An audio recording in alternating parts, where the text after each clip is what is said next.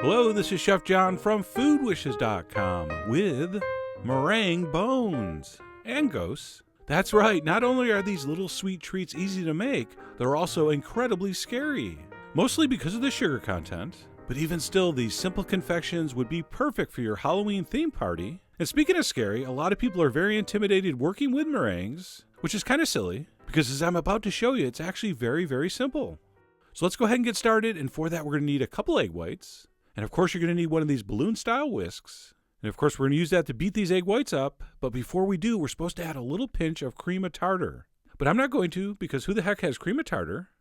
Instead, I'm going to just put a couple drips of lemon juice, because they say a little bit of acid will help stabilize the egg whites. And I would love to fully explain what that means, but I'm not really sure. For more info, you could Google or you could check out some old Alton Brown reruns. But anyway, we're going to take our whisk and we're going to start beating.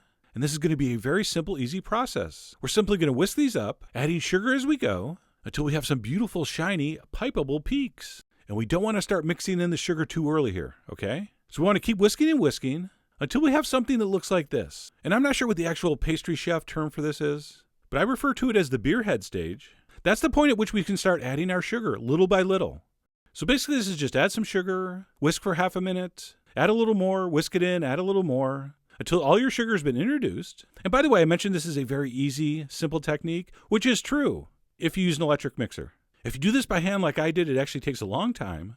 But you know what? I had someone watching me, and I wanted to impress them by how fast I could do this by hand.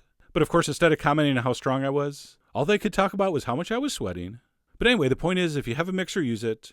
And that's mostly because when you add sugar to egg whites, it just takes a lot more time and effort to get the peaks you're looking for. But anyway, we're going to keep whisking and whisking until we have something that looks like this.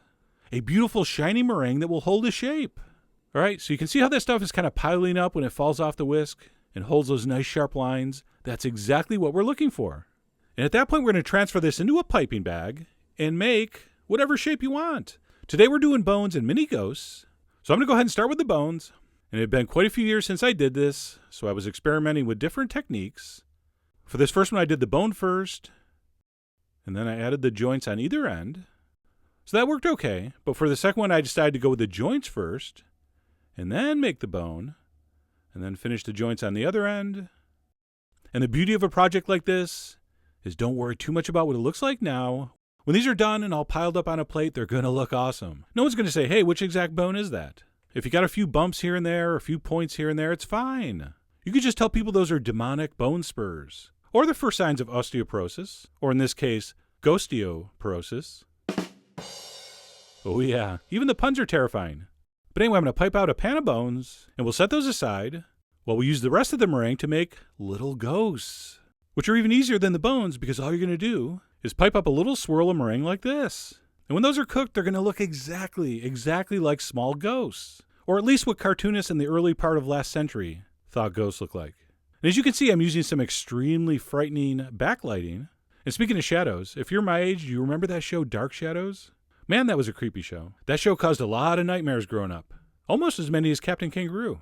But anyway, we're going to do a pan of ghosts, and at that point, we're going to transfer our meringue treats into a preheated 225-degree oven for about an hour until the meringue is cooked firm and pretty much dry to the touch. But you're not done. Don't take them out of the oven yet.